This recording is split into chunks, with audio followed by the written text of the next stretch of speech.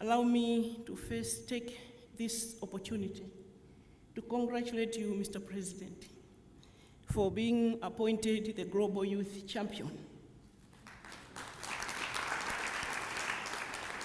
And I would like, in a very special way, to recognize my fellow former presidents, Madam Catherine Panza from Central African Republic, and Madam Amina Faki. Our sister Ellen Selif couldn't make it because she's not feeling very well. Distinguished ladies and gentlemen, I've been here 2 days. The speech for this afternoon has already been given by the Deputy Secretary General. But I just wanted to announce, Your Excellency, that I just became a great-grandmother this year, so I just want to give a few remarks. These past 2 days, when we met in New York 2 years ago, in my speech I said, leadership is a love affair. You must fall in love with the people you serve, and the people must fall in love with you. If you fake it, it doesn't work. There are presidents on this continent that will go into leadership just for the power. And there are some who will get into leadership to serve.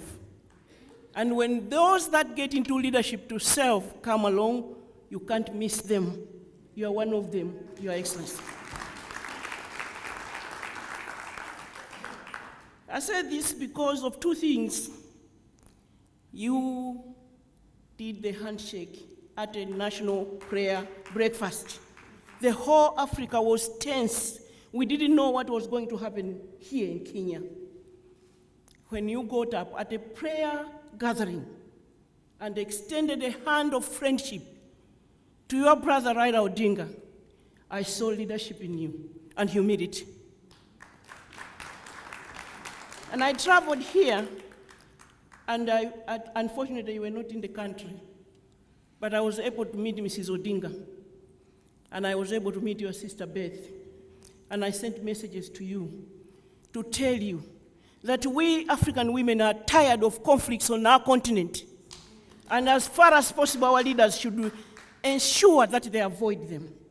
And may God bless you for what you did. Your Excellency, 2 years ago when we met, we were talking about, let's have an African Women Leaders Network. UN Women and AU supported us. We didn't know how far we would go. I was sitting here listening to Joanna, feeling very proud. We can happily exit, my dear sisters, knowing that there's a whole cadre of young leaders that will take over from us. In the year 2000, I published what I called Malawian Women Leaders Directory, because I felt it was necessary for there to be a directorate where somebody, a young leader, would just go to and find a senior leader to talk to consult, to be mentored by. Because it is very important for us to open space as older leaders for the young women to rise. We cannot afford to close up. Anybody who is a real leader will create space for younger leaders to come up. Distinguished ladies and gentlemen, I want to congratulate the young leaders for what they have achieved in 1 year. Distinguished ladies and gentlemen, it is a humble request to my fellow senior leaders that when we get into those positions of leadership, we must appoint fellow women, and as far as possible, appoint younger women.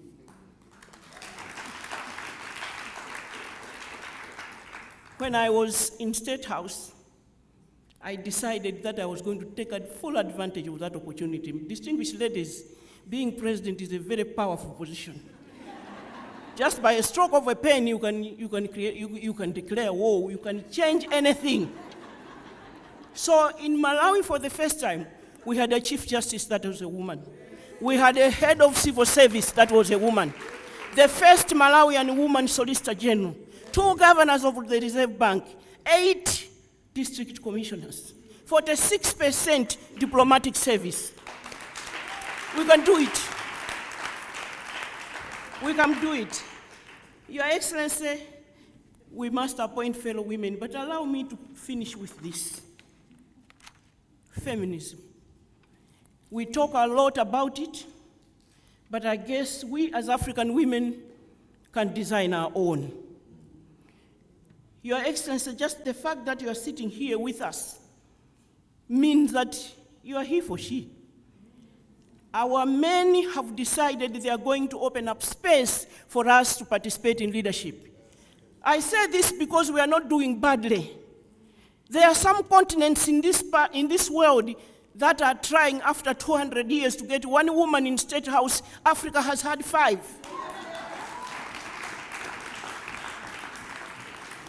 We can't go about running ourselves down. Distinguished ladies and gentlemen, not only have we had 5 presidents on the continent, but the country with the highest number of women in parliament is on this continent. President after president are appointing 50% of women on their cabinet.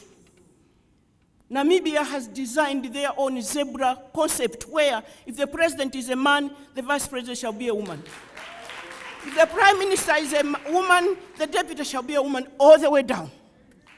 Distinguished ladies and gentlemen, we therefore must go with our head up high. When people try to say anything about Africa, tell them to look elsewhere. This continent is rising and we are doing well and we should be proud. It is for that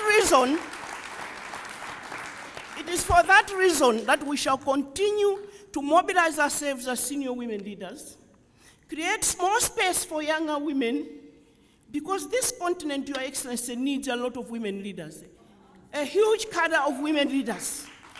And we must start with the education of the girl child. There are those locked up in abject poverty.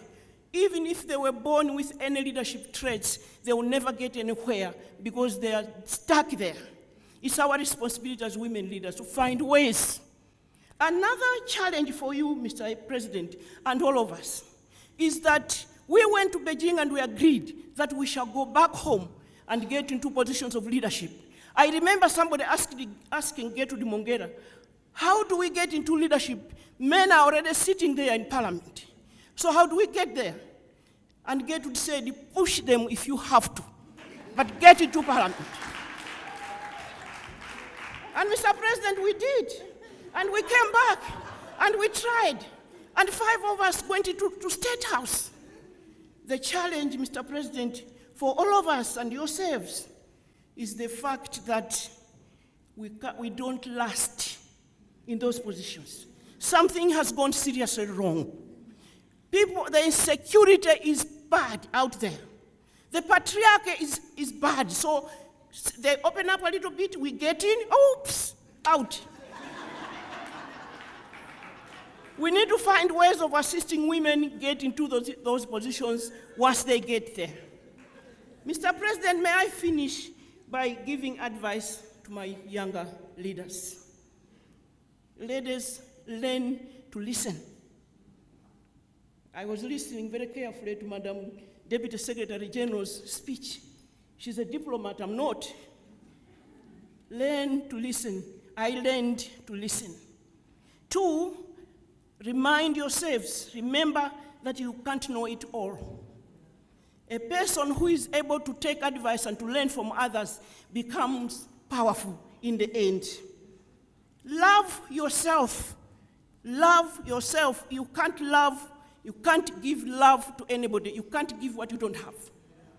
You must love yourself. You must have a lot of love in order to share it. Leadership is about wisdom. You can't get it in any textbook. They don't teach it in school. Solomon went to God to ask for wisdom because he's the only one who provides that wisdom.